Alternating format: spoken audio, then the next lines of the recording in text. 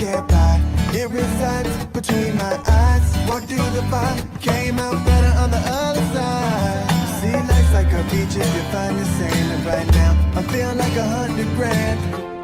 You are listening to Inspired Insider with your host, Dr. Jeremy Wise.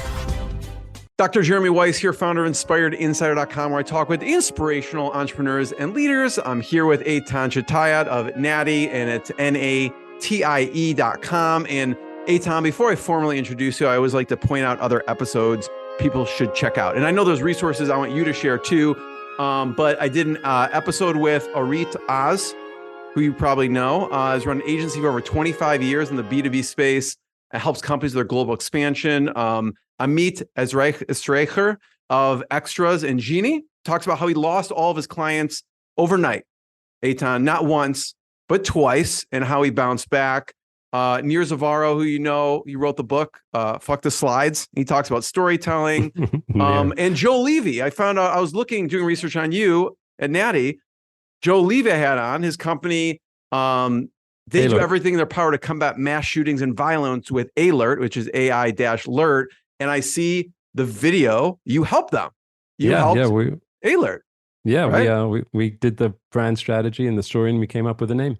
Love it. And they help detect weapons using surveillance cameras and AI, so authorities and people can be instantly alerted. And that and many, many more on InspiredInsider.com. And this episode is brought to you by Rise 25. And at Rise 25, we help businesses give to and connect to their Dream 100 relationships. And how do we do that? We actually help you run your podcast. We're an easy button for a company to launch and run a podcast. And we do the accountability, the strategy, and the full execution. So anytime we call ourselves the magic elves to work in the background and make it look easy for the host and the company so they can create great content and develop amazing relationships. You know, for me, the number one thing in my life is relationships. I'm always looking at ways to give to my best relationships. And I found no better way over the past decade to profile the people and companies I most admire and share with the world what they're working on. So if you've thought about podcasting, you should. If you have questions, go to rise25.com. And Eitan, it has a deeper meaning for me. Like I say there's a lot of amazing relationships, but it's really, I feel when you do this, you help leave a legacy. You help leave a legacy for the person talking and for yourself. And so I was inspired by my grandfather, who was a Holocaust survivor. And there was an interview that the Holocaust Foundation did with my grandfather, the Illinois Holocaust Foundation, and his legacy and story lives on because of that interview. So it has a deeper meaning for me as a person as well. And I'm excited to introduce Eitan Chitayat. And he's a brand builder, and he's founder of the international branding agency, Natie, as I mentioned, NATIE.com. He's lived in Hong Kong, London, Tel Aviv, New York, Boston.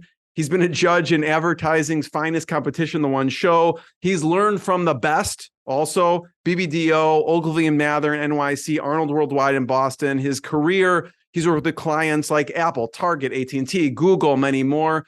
He created I'm That Jew, which is a viral video that's been viewed over 10 million times. He gave a TEDx talk about it, actually, and why he created it. He's also co-creator of She's That Woman, founded the 5% Club, and he's a founding chapter member of the EO Entrepreneurs Organization Israel. Eitan, thanks for joining me. Thank you for having me. It's a real pleasure. So I want to, you want to get to some amazing work you've done, but I want to start off with, you helped launch Gmail in Africa. Yeah. Talk about that.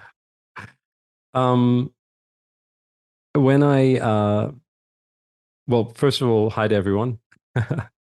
I'm not at the speed of light like you are when you speak. I'm a little slower, and I'm also on very little sleep in general, so I apologize in advance.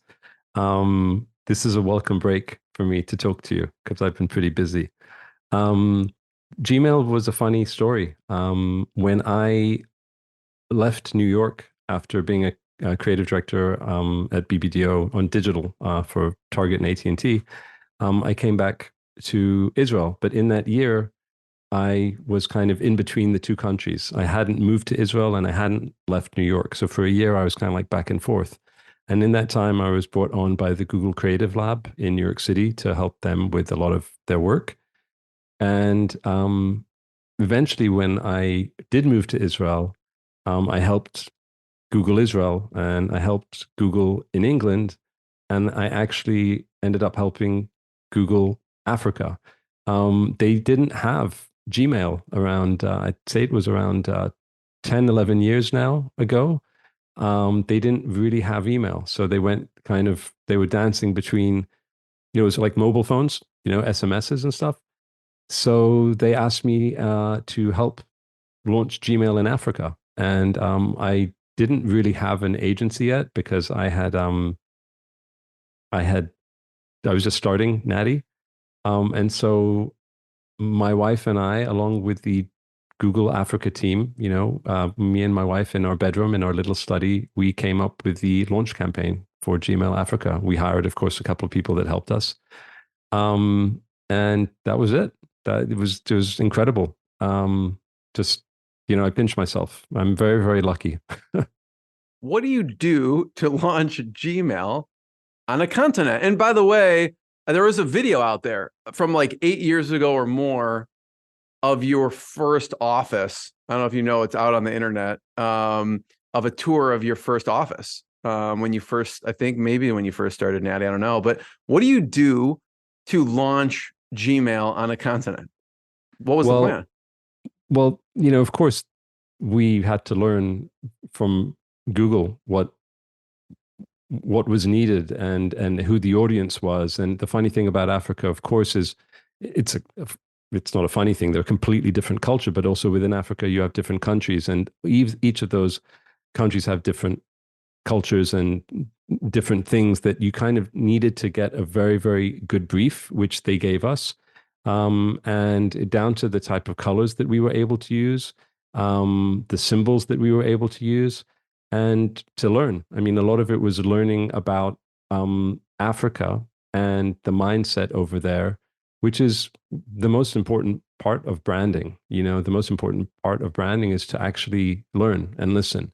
And then once we'd gotten all the information that we'd needed and gotten several, after several conversations, we started working hand in hand with the team. And we ended up delivering a lot of language and, of course, all the visual assets.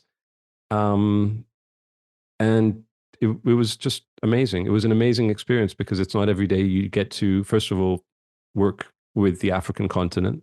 Secondly, it was amazing because it was something big. Thirdly, it was something that was meaningful. Like, I know that we take email for granted, but you're actually, I don't know about you, but I've been using Gmail for like 20 years or since the day Gmail was launched, I've been a user. And I think it's a fantastic product. You used to have to get an invite to it, I think. Yeah. I got my whole family invites because I was one of the first on the list. But anyway, it was a fantastic campaign. And also the added bonus was, wow, we really got to do this. Like you sometimes have very big agencies that are doing that. And luckily, and it really was luck, Google believed in me enough and brought me on. So it was quite the story. And then we went on to work with Google on other things. We worked with YouTube, and we worked with so we've worked with Google, we've worked with Gmail, we've worked with YouTube. So a lot of opportunities and great stuff. I want to hear your thought process for branding, maybe under a specific example. Let's just take Alert for a second, right? And someone comes to you. What's your process for thinking through? Because it's like there's so many different directions. There's so many places you can take something. What's your process look like? Well, look, I have to tell you a little bit about Natty before I tell you about the process, because when you have a small agency, and it's a successful agency, which, knock on wood, ours is, you have a choice. You can grow it or you can keep it small. And I made a decision, very conscious decision, to keep it small for two reasons. One is when my son was born, I decided I wanted to be a very present dad. And that was 10 years ago. And I didn't want to miss a minute. And so far, I'm staying true to that. The second thing is I like the work. I mean, I know what happens when you grow a company. You get further removed from the work. And we had a lot of successes where I felt that I wasn't able to bring it. You know what I mean? Like I wasn't able to bring what I know how to do my craft because I had to manage too many people. And so Your I think position that's changes and your responsibilities and day-to-day changes. yeah, of course, you're managing Yeah. more teams, you're scaling. And what I love about branding, and I'll get back to your question, of course, what I love about branding is the craft. I love the craft of branding. I'm a purist. I don't believe in bells and whistles. I don't think that branding is creative. I think it's part creative, of course, but my process is to listen. It's to understand. When you're working with a company, we say no. I don't want to say we say no a lot, but we say it enough times because sometimes we don't believe in the product. So that's part of the process. Maybe I don't jive with the person. I don't feel, I wouldn't say integrity, but but you've got to feel the person as well. At least I need to. And those are the first two steps of my process.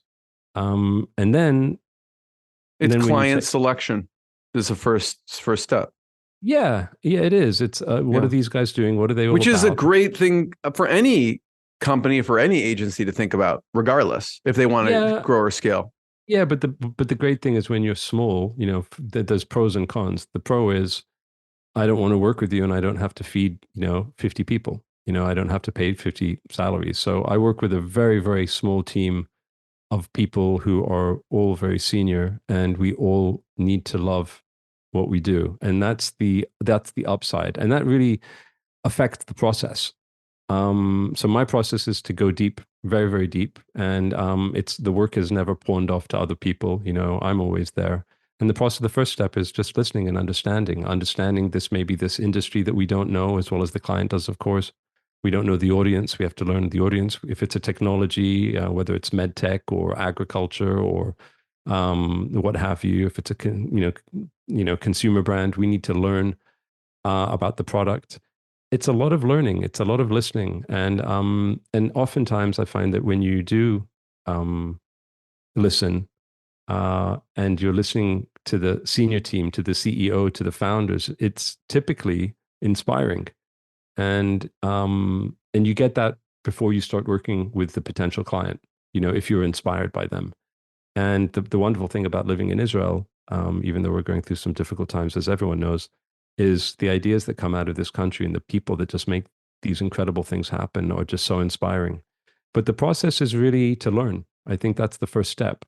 And once you've learned and listened, then you go to work. And even then, it's not creative yet. Then it's strategic.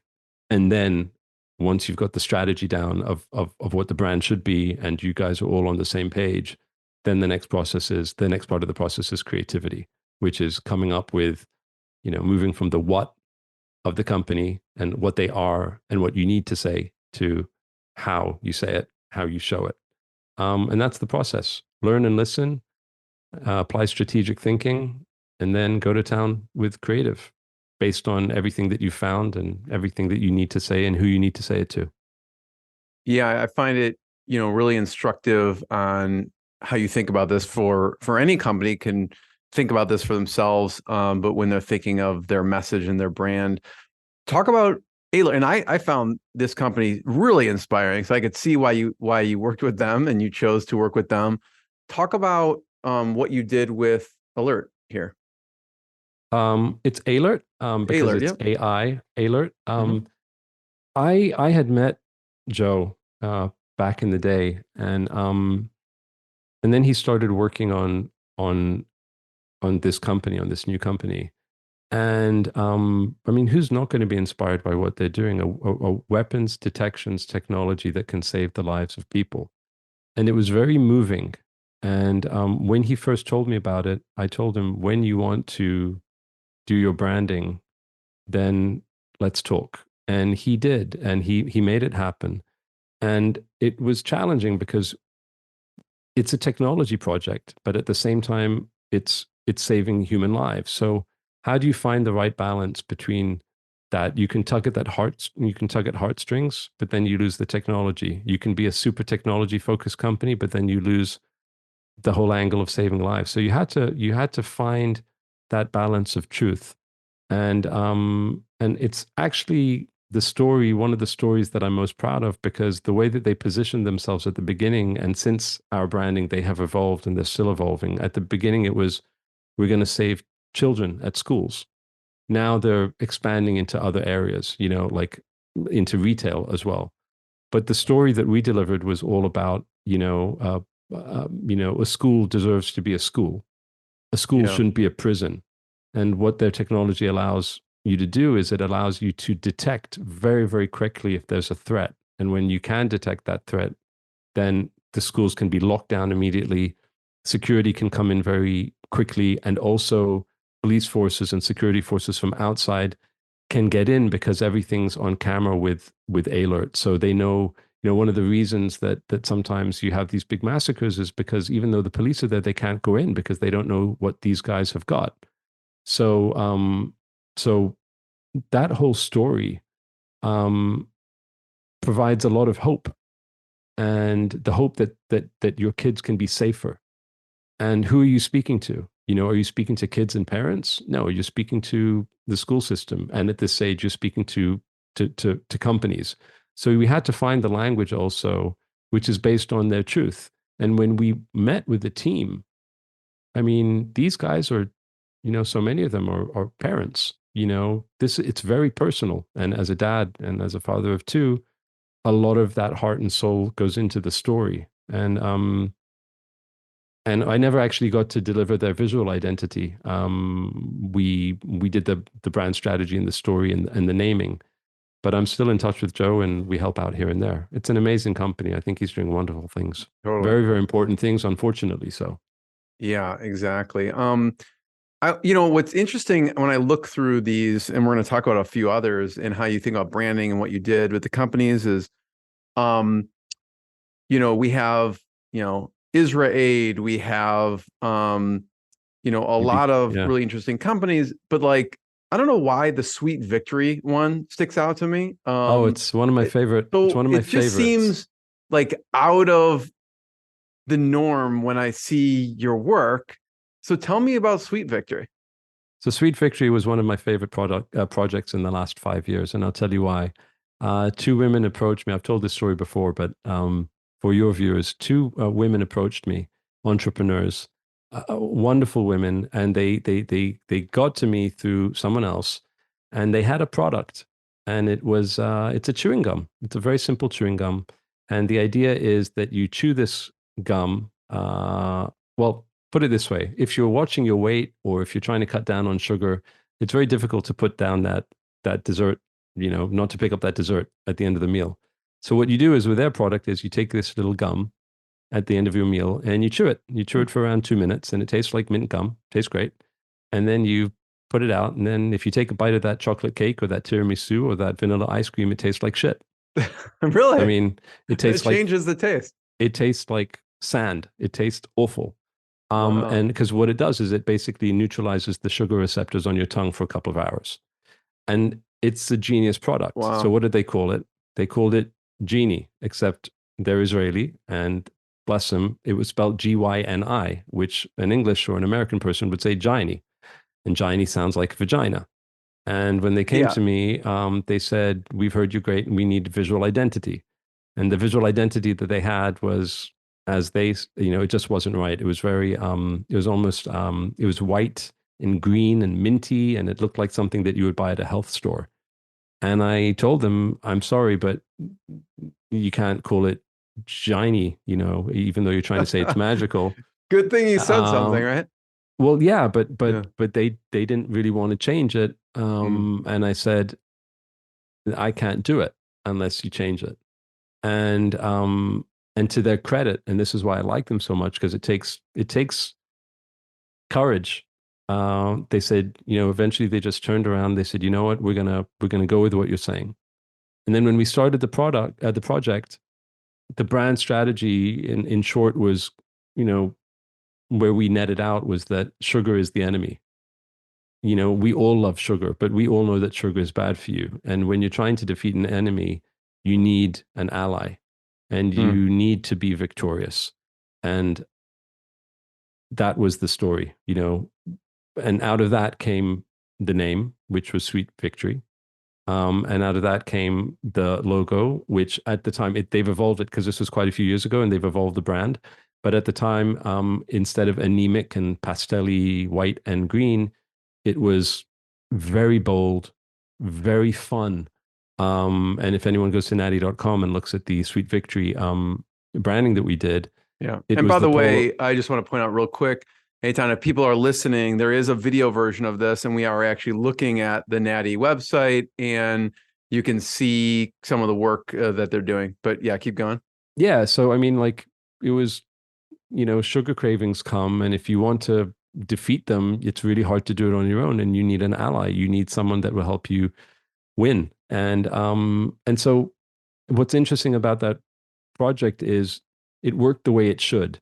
You had people that started that were believers, that they realized, to their own credit, that they didn't have what they needed. And it started with thinking. And I work with a guy, Dan, who's an amazing strategist. I've worked with him for 15 years amongst one or two other strategists that I work with. And together we cracked this strategy. And then out of that came the name.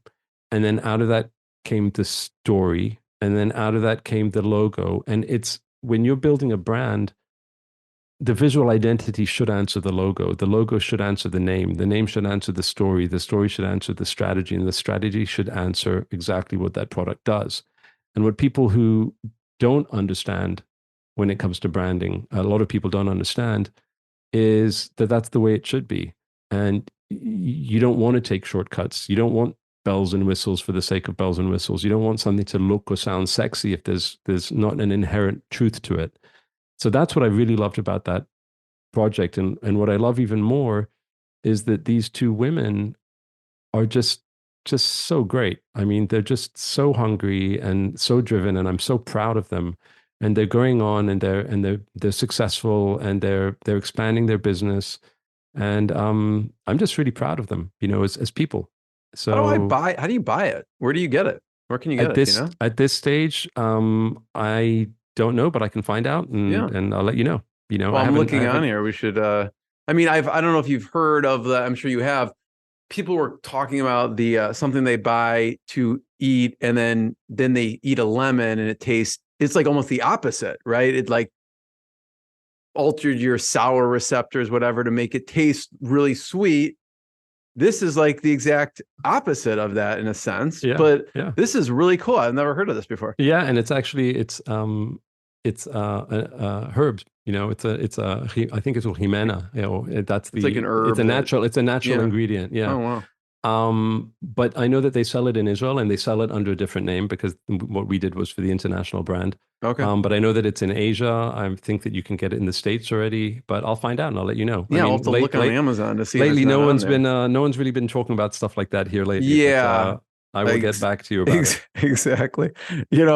There's bigger fish to fry than dessert. But listen, this is really interesting, and we'll have to. I'll have to look on Amazon to see if people can get it, because I mean, this is a great solution for. I mean, I had this with one of my children last night. Like, I want dessert. Well, we're not having dessert. You could, this thing about dessert every night. The kids for kids love it. No, the kids love it, and I had it, and when the kids would come over, and they with their friends, it was like a game. Can we try the Sweet Victory, and just to see what things taste like? Totally. And I think it is for kids as well. Sorry to say it, but in America, with obesity and kids just eating lots of crap and junk, I think much more than other places over there. It's good, and it's not harmful. It's got no kind of like bad ingredients in it. It's a great product. It's not on Amazon yet. I've had a bunch of Amazon experts. We're gonna have to get this. I will hook you up if need be. Don't worry about it. I love it. Back to kind of in the same vein as you not being able to sleep for the past 30 days and just running like a wild man. We'll get to that. But the Jewish Agency for Israel. Wonderful. Talk about what you did there in a little bit for people that don't know the organization. Sure. The Jewish Agency for Israel has been around for 70 years. And they are all over the world, and they help Jewish communities with all sorts of things. And when you looked around 5 years ago at their story, they didn't really have one. And you looked at their brand and it looked kind of stuck in the 80s. And they needed help. They needed to be relevant again. I think, not that they weren't relevant, but they're, sometimes, I don't know if this is on camera, right? Yep. Okay, so here's the brand, the way that it looks, but here's what the company is doing. And so what you need to do is you need to do that. Right. And so it's an incredible organization, and they didn't look like it, and when you spoke to them about, when you speak to people about what the agency does, people were saying things that they were known for 30 years ago. So we went through a very, very, like the Jewish agency, like, for example, Sweet Victory, it's like when we had the strategic process, we spoke to a few people. It's a small company. But when we worked with the Jewish Agency for Israel, I think that we spoke to around 50 people. There were 3 strategists on board. And we spoke to a lot of people. We worked very closely with the senior team. I worked directly with Eitan Chitayat, who's a hero of mine, and just forever an honor. And Lara Bashkoft, who was the chief marketing officer at the time. And we had to really understand everything it is that they do. And one of the most interesting things I think about that process was when we would try and distill what it is that they actually do, it was very difficult for them to say. And I remember, for me, one of the highlights was working with Eitan Chitayat and sitting in his office with everybody. And when I asked him, "What is it that you do?" he kept saying things that were true, but felt like, I don't know, like not canned responses, but just not like, almost like corporate responses to me in the room. And so I pressed him, and he started getting frustrated with me. Now, it's not easy to challenge someone like Eitan Chitayat, who, by the way, came to my school in JFS when I was a 15-year-old in London, and spoke at my school as, the hero of the Jewish people that escaped, Russia. And here I was challenging him. And at some stage, he said in frustration, in his wonderful accent, he said something to the extent of, "Look, there are Jews everywhere, and we hold everyone together. We bring them together." And that became the tagline: "Every one of us together." And that's something that, of course, I wasn't the only one to, we worked with Lara and with Dan and with Michal and myself, and there's another Michal that worked on it as well. But once we had that, we then were able to kind of wrap this beautiful story in a manifesto, which we wrote. And then we worked on the visual identity, and the visual identity, as you can see, because you're scrolling right now, it's, if you see the original work, there's a tapestry. There's a tapestry of a graphic tapestry like that. And when you look at it, it's because each part of the tapestry is an individual, but it's a woven tapestry. It's the fabric of the Jewish people woven together, and it's held together. So again, the Jewish Agency for Israel was an evolution of a brand. The logo existed. I mean, we made tiny adjustments to it, but it was really about the strategy and what is it that we need to say to the world about who we are. And then it was the delivery of the story that had to pack all of the history and all of the programs and everything that they are all about into that story. And then to deliver a graphic language that could hold it all together. And then to deliver multiple, we did conference materials, we did, their annual report, we did all of their program materials, and we worked with them for around 2 years. And what I'm especially proud of is that, because you're looking at the site right now, if you look at the work that we did 5 years ago, this organization has done a remarkable job of staying absolutely on brand. And by the way, you're on the site now. This is the first time I've seen the site, and I don't know if this is the homepage. Is that the homepage? This is the homepage is right here. Right. So Yeah. Up until the war, it says now Israel is at war and we need your immediate support. Mhm. Up until there, it was every one of us together. And I'm glad that they've changed it to Israel is at war right now. But for 5 years, that was the headline, and that is the story. So that took the brand strategy story process took around 6 months because you had to talk to so many people in so many different countries on the ground and the senior leadership. Um, it was a phenomenal project. I mean, it was exhausting and difficult because there's also a desire to do exceptional work always, but like especially with them because they're the Jewish agency for Israel. They represent the Jewish people around the world. And to me, as a Jewish, as a proud Jew and as a proud Israeli, it was an honor. You know, I'm very proud of them also for like maintaining the work that we did. You know, because sometimes clients just fuck it up. You know, you finish the branding and 2 months later you look at their work and you're like, what the fuck are you guys doing? And you know, but they didn't. They're great. They're doing good work. I want to talk about I'm That Jew for a second, but I also want to share Eitan. People want to follow Eitan, and you could first of all check out their work at Natie.com. You could see here on the page, but also check out what he's doing on LinkedIn as well. Here's his handle here. You can see it, and we'll put it in the notes as well. But you could see here, and there's a lot of thought that went into this piece, Yeah. which is your header of your LinkedIn. I heard behind the scenes, actually, some of the way you thought through this header. And if you want to just talk about that for a second. And Sure. Well, I changed my banner when the war started. And you know, it was a Lego banner before. It was a Natty banner which we designed with some Lego, which was kind of fun.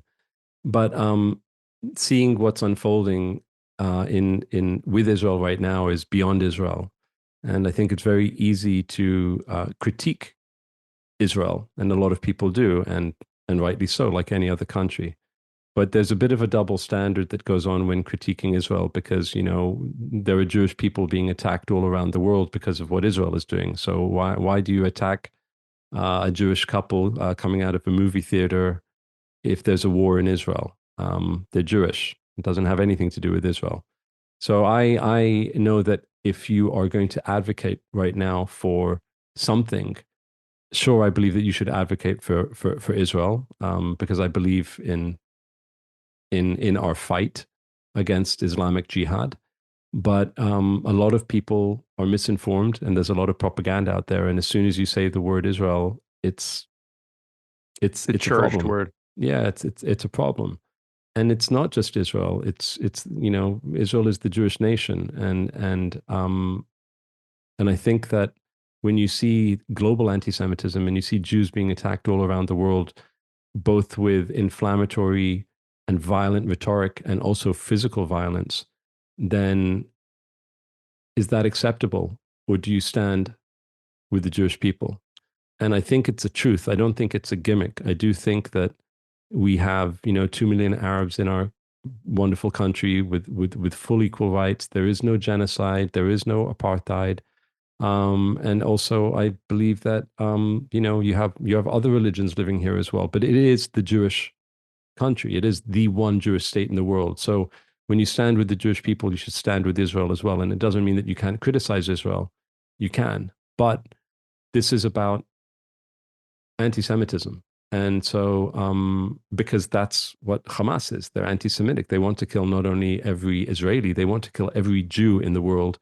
And after that, believe me, every Westerner that doesn't convert to their radical fanaticism, you know. So I stand with the Jewish people is, I think, about as bulletproof a message that you could put out right now, because nothing's bulletproof. You know, we're always going to be faulted with something as Jewish people. But do you stand with us in our fight for humanity, despite the awful things that we're all seeing with children being killed and bombings? You can still stand with the Jewish people. And that's why I put that there. And that was adopted, as you know, by Entrepreneurs Organization, not the organization itself, but like a team of people within that believe that too. And other groups as well have started to adopt it, which is fine by me. Like, please use it. You said, there's a lot of misinformation. What misinformation have you seen out there? And because you obviously live in Israel, right? And there's misinformation all over the world. So talk a little about some of the misinformation you've seen. Well, we can start with the big three. One is genocide. Okay, I mean, just today on LinkedIn, in response to a film that I released called Star of One, someone wrote, "How can you speak for the Jewish people? You have an evil government, and you're creating a genocide." And you really have to understand what genocide is, I think, to be able to use it. But that's one of the myths: genocide. Genocide means that you're actively killing off a population. And we're not doing that. If you look at where Israel was in around 1948, there were around 150,000 Arabs that lived on the land after the War of Independence, which is a whole conversation. But that's how many were living in Israel proper. And today there are over 2 million. That's not a genocide, and no one is packing people off into trucks and shooting them in the back of the head and putting them in ditches. No one is doing that. That doesn't exist. Sure, there have been incidents, and literally incidents of awful, heinous acts by, if we think about Baruch Goldstein, who went into a mosque around 20 years ago and shot up the mosque and killed 26 people. That happened, and that is atrocious. And that to me is an act of genocide. But I can count on one hand things like that have happened. But if you look at Palestinian terror, not Palestinians, but Palestinian terror, I don't believe that that's the case at all. So I don't think that there's a genocide here. There isn't a genocide here. Just people are uneducated. The other thing is apartheid. I can tell you that today, I walked out of my home and I walked past my house, and there's a big building, an 8-story building that is being built. And there's around 30 Arabs working there. And then I went to the bus, and I got in the bus, and it was an Arab bus driver. And then later, I went to the eye doctor, and the pharmacist was an Arab. And when I was in hospital around 3 years ago, and I had 7 doctors, I was hospitalized for 10 days because of something with my eyes. I had 7 doctors, and 4 of my doctors were Arab Israelis. We had a government before the Netanyahu government up to a year ago that was headed by Naftali Bennett, as you remember, where we had an Arab party as a part of the government. That's not apartheid. There is there's a challenge that we have with the land that needs to be solved. And there is definitely a kind of a segregation, but context is important. And when you say there's an apartheid and you're ruling over a people, I don't think anyone here really wants to rule over people. Why? Because our soldiers are going to fight and are put in harm's way, and it hurts our economy. And honestly, it's a pain in the ass. The reason why there's a wall separating in many areas the West Bank and Israel is because of suicide bombers around 20 years ago when I was living here. I walk by at least once or twice a week Dizengoff Center in Tel Aviv, where a guy in Purim blew himself up and took around 15 people with him, with his head lying on the AT&amp machine after he blew up. Jeez. People were doing this for a number of years. And eventually the Israeli government said, enough, we're going to build a wall and keep these people out. Not the Palestinians, but the terrorists. But we're blamed for it. And I'm not saying we're blameless in the overarching conflict. I think that we have a lot to answer for. But ultimately, people don't know those things. People don't know why there's a separation. But if you come to Israel proper, you know, we live with Arabs here, just like, you know, any other country. You have lots of different cultures. But if you go into the West Bank, and the country that we would have wanted to have been established there a long time ago, alongside us, not instead of us, as a lot of Palestinians want, and that's a conversation. But alongside us, then the country that they're going for would mandate that no Jews are allowed to live there. When you have Arabs living here, so I think that people are lazy. And I think that most people have always been lazy. But in this day and age with TikTok and little tweets, you know, when I wanted to learn about the Second World War, I didn't go to a Wikipedia page. I read a fucking book called The Rise and Fall of the Third Reich by William L. Shirer, which is around 1,000+ pages. And I think that, you know, we've gotten lazy. And you know, on my LinkedIn, going back to the story, he just threw out shit that he heard: genocide, apartheid, you know, buzzwords. And I think that our enemies, meaning Hamas and BDS, you know, boycott, divest, and sanction, have done a phenomenal job in their propaganda. And they've taken, you know, the pages from Goebbels' handbook, you know, in Nazi Germany. And I think that the truth will win in the end. So it's just how many people are going to die before that happens, and how many people around the world are going to understand who's in the right here and who's in the wrong. It doesn't mean that those who are in the right are perfect. I'm the first one to say that we're not. But that's kind of my overarching thoughts on the issue. That. So Eitan, you said the big three: genocide, apartheid. What was the third one? I think generational hatred. I think that the Palestinians,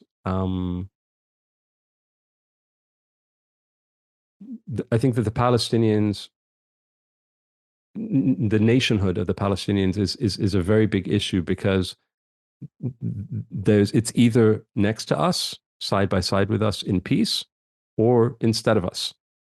And I think that the Palestinian people are fueled by hatred, by their leaders and by the leaders of the world.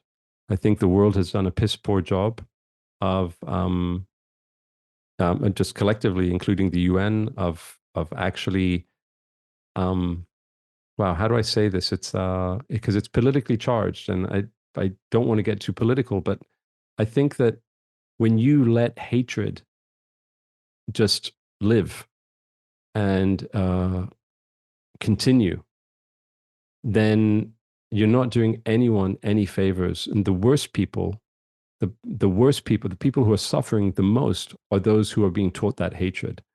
And I think that the third thing is the generational hatred, that for over 75 years, the Palestinians have been saying that their land was stolen. And it's not a popular thing to say if you're not, an Israel supporter. But if you really look at the facts, and if you really do your research, there has never been a land that was called Palestine for the Palestinians. It was Palestine came as a punishment by the Greeks. I believe the Greeks or the Romans, hundreds and hundreds of years ago, to punish the Jews for their revolution, their revolt against them. And so they named the land Palestine. Why? Because Palestine represented Philistine. And the Philistines were, as you remember, David and Goliath. David slew Goliath, and Goliath was a Philistine. So the Arabs that continued living there, and there were Arabs on the land, absolutely, their land wasn't stolen. It was not anyone's land. It was the British mandate. And then the UN determined that they were going to split the land between the Arabs on that land and the Jews on that land. And the Jews accepted the split, and the Arabs did not. And then the very next day, as you know, there was a war where all of these countries around us, tiny little Israel, I think 6 armies, or was it 7, came to war against Israel. And a lot of those Arabs on those lands were, and this is disputable, either fled or were forced out. The Palestinians today say that they were forced out. The Israelis say that they fled. But honestly, the fact is that a lot of those Arabs left during a war, and no one expected Israel to win. And we won. And then we increased our territory, and the Palestinians became refugees. And they've been suffering ever since. Now, if I was a Palestinian, and by the way, the whole Palestinian thing came about with Yasser Arafat because he kind of invented, he didn't invent Arabs living on the land. Arabs absolutely lived on the land. But this notion of Palestine was a PR stunt because there has never been a state called Palestine. There's never been a prime minister. There's never been a president. There's never been borders, Arab borders. It was never, ever. And that's a lie. That's deception. But getting back to the hate thing, when you teach that lie to a 2-year-old and a 3-year-old, or in the West Bank or in Gaza, when you open school books and textbooks, and the textbook has a map, and in the map, you don't see Israel, you see the state of Israel, but the word Palestine, then that's lying, but that's creating hatred. And who let the hatred continue? The Arab countries did. The UN did. The Palestinian leadership did. And the world did. And that everything that I'm saying doesn't mean that I don't want there to be a Palestinian state living side by side in peace with us. I do.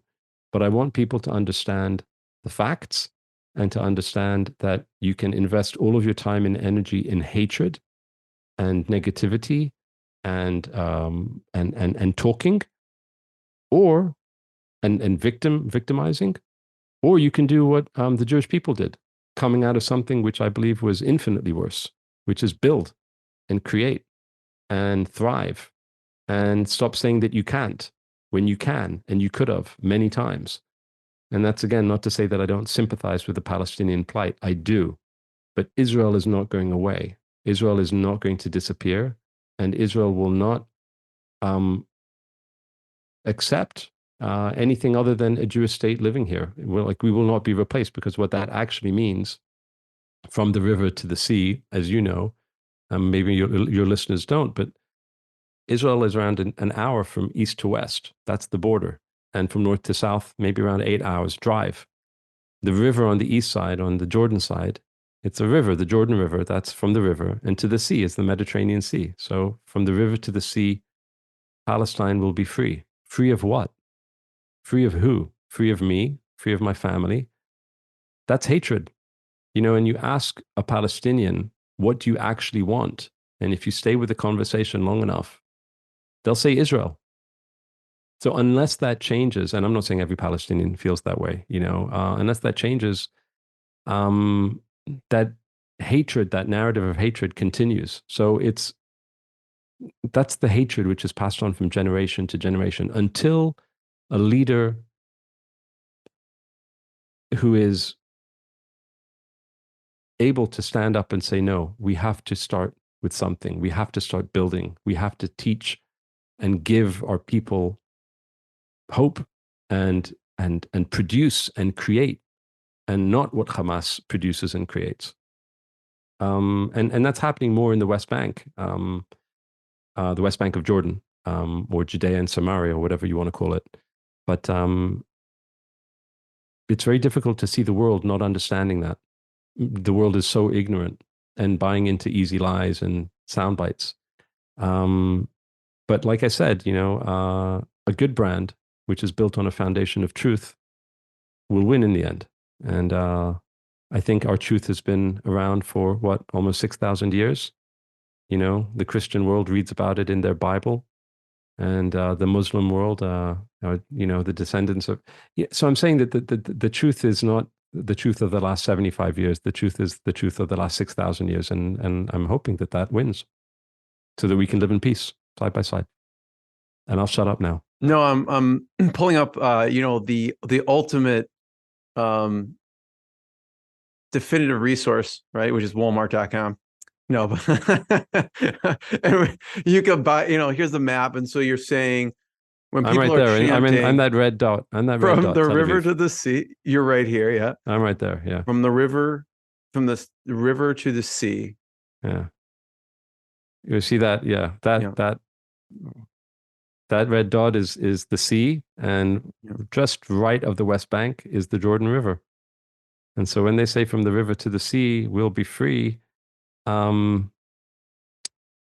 if that isn't a call to genocide after October 7th, and you saw what happened then, I don't know what is. And I don't think that all of these people chanting in the streets want a genocide. I just don't think most of them really know what the fuck they're talking about. Yeah.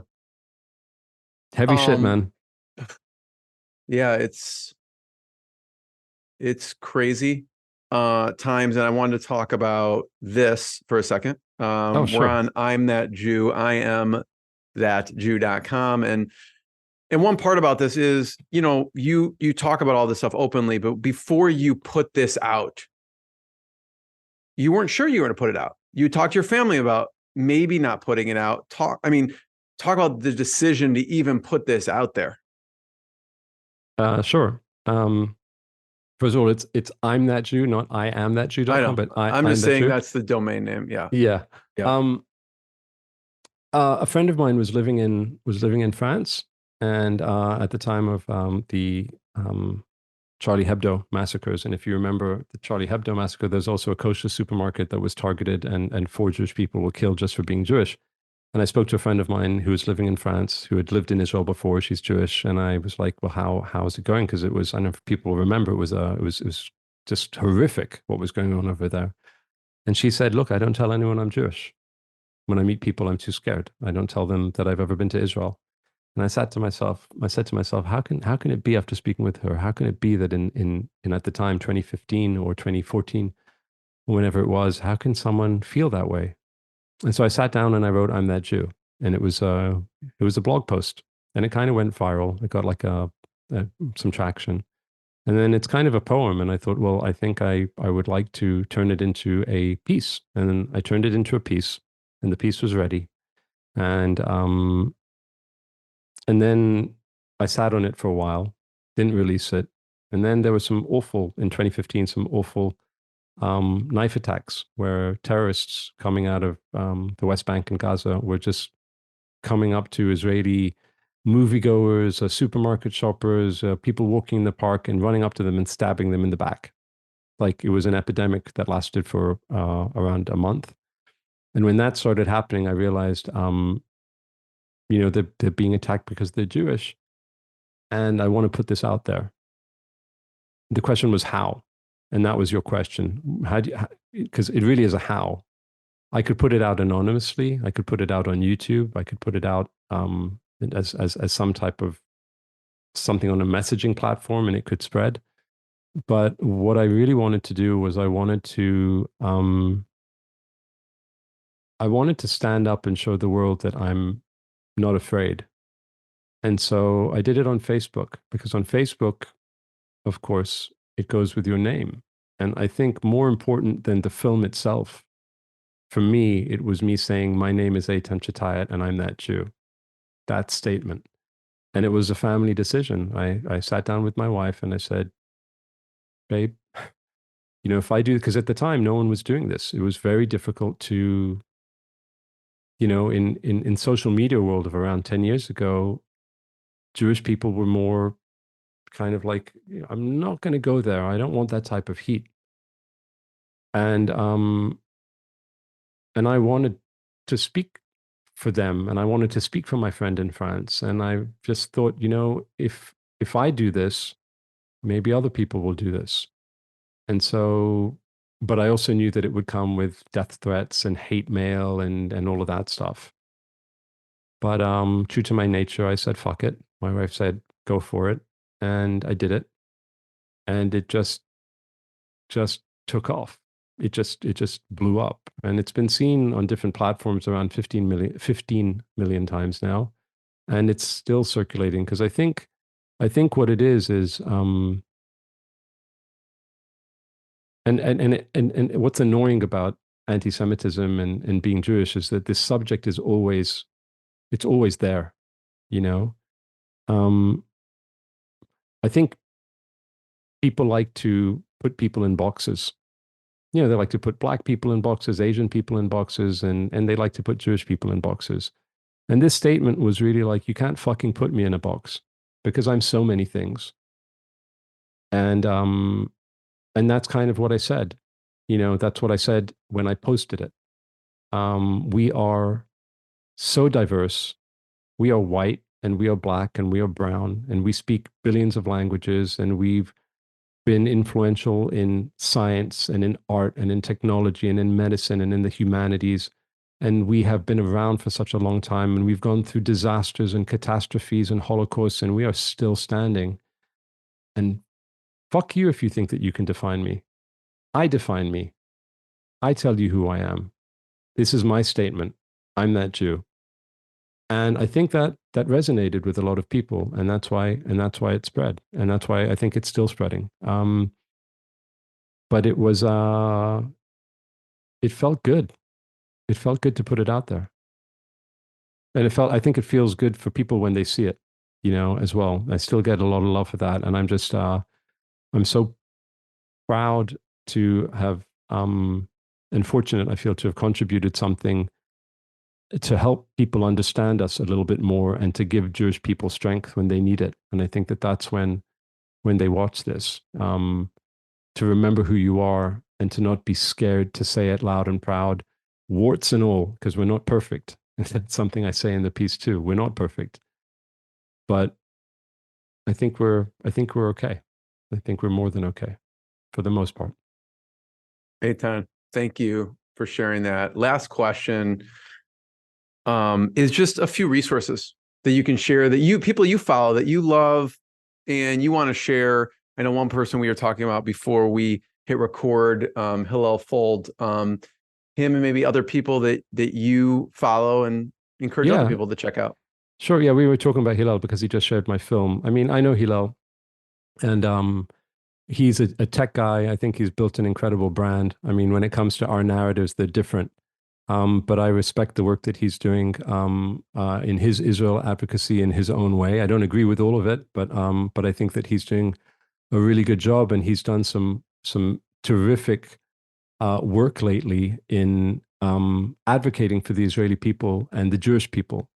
Like I said, I don't agree with everything that he says, but in a situation that we're in right now, I think all of us are putting our small differences aside, and we're on the same page about a lot of things. So he's someone that I am that I would suggest that people follow to get. I wouldn't say that he's objective, but he's smart and he's right many times. So I would suggest that people follow him. I really like Emily Schrader. Emily Schrader is doing phenomenal work in bringing the facts to the world. There's another guy, and I hope I don't get his name wrong, Yosef Haddad. And he is, can we just check that? Make sure I didn't get it wrong. Yeah. I follow him all the time. He's an Israeli Arab. He served in the armed forces, and he's Arab. And he is standing up for Israel, standing up for the values of the Jewish nation. And he's very, very, very objective. Right. Yeah, Yosef Haddad, absolutely. Another person that I really love is Eve Barlow. Eve Barlow has a Substack. You can follow her on Twitter. She is, she's not a friend, but she's a mate. I've interviewed her on my podcast, which you can direct people to maybe later. And she got a lot of heat a few years ago. She's blunt. She's an incredible writer, and she is a force of nature. Noah Tishby, I think, is a lioness, and I think she's doing phenomenal work. And also, there's someone else that I like, and her name is Shoshana. And I'm going to just make sure that I don't get her name wrong, her full name, because she's a mate as well. And her name is Shoshana Jaskal, Keats Jaskal. And I love her as well. And Lee Kern, by the way, Lee Kern is this English dude who's funny as shit. And he's fighting the good fight from England. These are all. How do you spell it? Lee, Lee. Mm-hmm. Kern, Kearn. And there are all sorts of other people. I mean, there are some wonderful people doing phenomenal work. And I think that it's these people that, we put ourselves in the line of fire. Yes, that's him. Yeah. Okay. And you can find him on Instagram. He's great. So, but I think these people, what we're trying to do is we're really putting ourselves on the front line as people with our careers, with our reputations. We're not organizations, and I think we're proud to do it. Just like you've seen the Israeli people and the Jewish people galvanize and become one. I think that a lot of these quote unquote influencers, I don't like the word I'm an accidental influencer. I don't think I'm an influencer really. I think these people are. But it's so important right now to speak up, not just Jewish people. It's so important that people around the world stand up, because there is a right here and there is a wrong. I mean, I do believe that all the people that I just mentioned are good people with their hearts in the right place, and they like me accept criticism of the state of Israel and can accept a lot of things that need to be done on our side to make things better. But we're fighting lies, and we're fighting a war of propaganda, which is what Nazi Germany's did in Germany, but this is on a global scale. And I highly recommend that you follow these people, these good people, these soldiers, and many more like them. And give them your strength, give them your support, listen to them. And I would suggest anyone who is a little ambivalent, or sitting on the fences, don't make a choice. Find out what Hamas is all about and what they're preaching, not what the mobs are saying. Free Palestine. It's a great slogan, but do some digging, and then find out what these people are saying. Find out what the Israeli government, the unified Israeli government, not Netanyahu. I'm not a Netanyahu fan. I've never voted for him in my life. But the coalition government, what the state of Israel is all about, everything that I told you about, no apartheid and there's no genocide and none of that shit. I would advise that people do the work and follow these people as well. Eitan, I've been the first one to thank you. Thanks for sharing your journey, your story. Everyone check Eitan out on LinkedIn. You could check him out at natie.com. You could check him out on iamthatjew.com and many more. And Eitan, thank you so much. Thank you, sir. Appreciate it. And stay safe out there. What I got, you can't buy. It resides between my eyes. Walked through the fire, came out better on the other side. See, life's like a beach if you find the sailing right now. I'm feeling like $100 grand.